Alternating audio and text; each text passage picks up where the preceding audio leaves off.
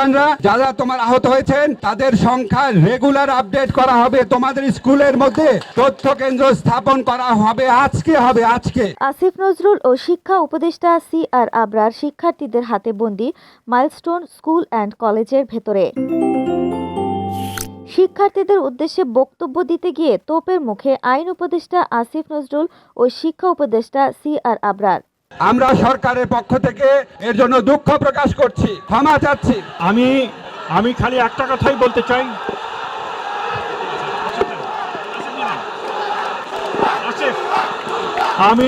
তোমরা যে 6 দফা দাবি জানিয়েছো সেটার সাথে আমরা সম্পূর্ণ একমত। এটা অত্যন্ত যৌক্তিক দাবি। তোমরা যে যৌক্তিক দাবি জানিয়েছো, প্রথম যারা নিহত হয়েছেন আমাদের ছোট যুদ্ধ বিমান বিধ্বস্তের ঘটনায় রাজধানীর উত্তরা 11 নম্বর সেক্টরে অবস্থিত মাইলস্টোন স্কুল অ্যান্ড কলেজ পরিদর্শনে গিয়ে শিক্ষার্থীদের আন্দোলনের মুখে অবরুদ্ধ হয়ে পড়েছেন আসিফ নজরুল ও CR আবরার। এ সময় গণমাধ্যমে সঠিক তথ্য প্রকাশ করা হচ্ছে না বলে ক্যাম্পাস থেকে বের করে দেওয়া হয় সাংবাদিকদের। ক্যাম্পাসে থমথমে অবস্থা বিরাজ করছে।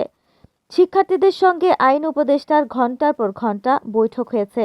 উপদেষ্টারা কলেজের 5 নম্বর ভবনের নিচতলায় কনফারেন্স কক্ষে যান। তাদের সঙ্গে কলেজের শিক্ষকরাও ছিলেন। সেখানে 5 থেকে 7 জন শিক্ষার্থী প্রতিনিধির সঙ্গে তাদের আলোচনা চলছে। এ সময় বাইরে শত শত শিক্ষার্থীকে বিক্ষোভ করতে দেখা যায়। বৈঠক শেষে আইন উপদেষ্টা বের হয়ে বাইরে অবস্থানরত শিক্ষার্থীদের উদ্দেশ্যে বক্তব্য দিতে গেলে আবার তোপের মুখে পড়েন তিনি। পরে শিক্ষার্থীদের বিক্ষোভের মুখে তারা কলেজ ক্যাম্পাসের ভেতরে অবস্থান করছেন।